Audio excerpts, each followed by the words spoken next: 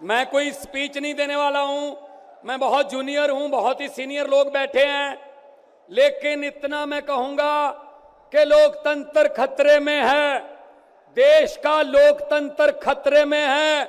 इनको ये लगता है कि ऐसे हम चला लेंगे, डंडे से चला लेंगे। ये देश किसी के बाप की जागीर नहीं है, ये 140 करोड़ लोगों का देश है।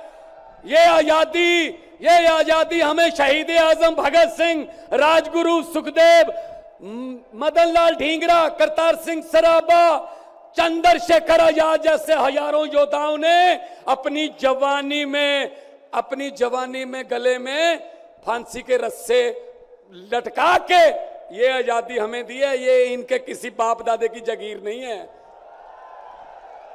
क्या समझते हैं ये? इसको भी अंदर कर दो, इसको भी अंदर कर दो।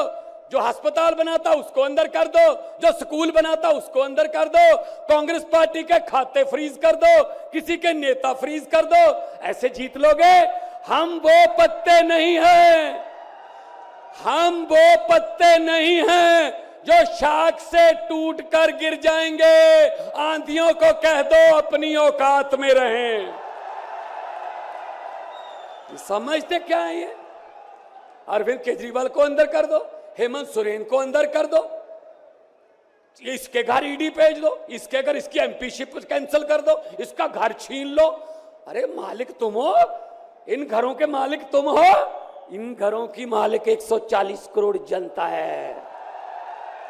कोई पता नहीं किस घर में लोगों ने किसको पहुंचाना है। ये गलत फहमी में है।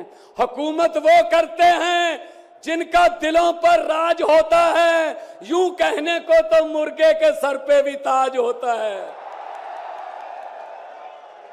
आज सुनीता जी, आज कल्पना जी बैठे हैं, सोनिया जी बैठे हैं। मैं नमस्कार करता हूं, नमन करता हूं कि इन्होंने इतने दुख झेले, इन्होंने क्या क्या नहीं देखा अपनी जिंदगी में, आंधियां तूफान झेले, लेकिन फिर भी इतने हौसले वाले बैठे हैं और आपके साथ है। आपका प्यार जो है सबसे बड़ी ऑक्सीजन आपका प्यार है। ये तालियां किसी को ऐसे नहीं मिलती। किसी को दिहाड़ी दे के मोदी मोदी करवाना बहुत इजी है। जब कोई दिल से बोलता है ना, वो बात असर रखती है। जब दिल से बोलता है, ये देश के टुकड़े टुकड़े करना चाहते हैं, जैसे राहुल जी कह रहे हैं। ये देश को नफरत की आंधी में लेके गए हुए हैं। ये सीएए लेके आए। मैं पार्लियामेंट में था, मैं एमपी था तब। मैंने कहा जी मुझे बोलने का मौका दीजिए। कहते नहीं जी। मैंने कहा जी 30 सेकंड। कहते जी, मैंने कहा जी 30 सेकंड। कहते 30 सेकंड में क्या बोलोगे? नहीं। मैंने कहा जी 20 सेकंड। कहते 20? मैंने कहा हाँ। स्पीकर साहब कहने लगे आपका समय शुरू होता है अब। तो मैंने 20 सेकंड में बोला। मैंने कहा लंबे सफर को मीलों में मत बांटिए, कौम को कबीलों में मत बांटिए। एक बहता दरिया है मेरा भारत देश, इसको नदियों और झीलों में मत बांटिए। अरविंद केजरीवाल को तो गिरफ्तार कर लोगे, लेकिन उसकी सोच को कैसे गिरफ्तार करोगे? जो लाखों अरविंद केजरीवाल देश में पैदा हो चुके हैं, उनको किस जेल में कैद करोगे? अरविंद केजरीवाल एक व्यक्ति नहीं है, अरविंद केजरीवाल एक सोच का नाम है। इंडिया गठजोड़ इकट्ठे हैं, सब इकट्ठे हैं। आज सभी के, मेरे ख्याल में कईयों का तो कैमरे भी कांपने लग गए होंगे, ये इकट्ठे कैसे बैठ गए।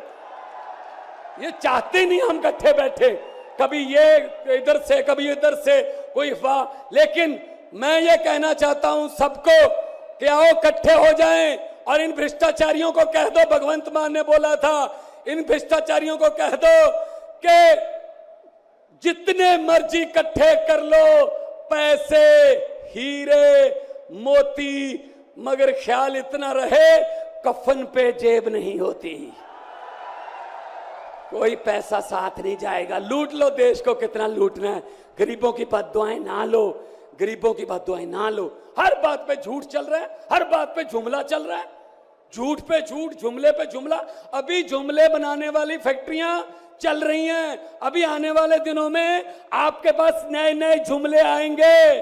यकीन मत करना, मैंने तो पार्लियामेंट में बोल दिया था, मैंने कहा जी 15 लाख की रकम लिखता हूं तो कलम रुक जाती है, 15 लाख की रकम लिखता हूं तो कलम रुक जाती है, काले धन के बारे में सोचता हूं तो स्याही सूख जाती है, हर बात ही जुमला निकली।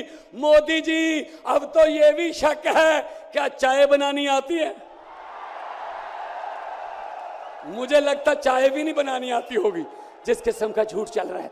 दोनों हाथ ऊपर खड़े करके 2 नारे लगा दीजिए, इनकलाब, इनकलाब, भारत माता की, वंदे, बोले सोनिहाल। बहुत बहुत धन्यवाद, बहुत बहुत धन्यवाद।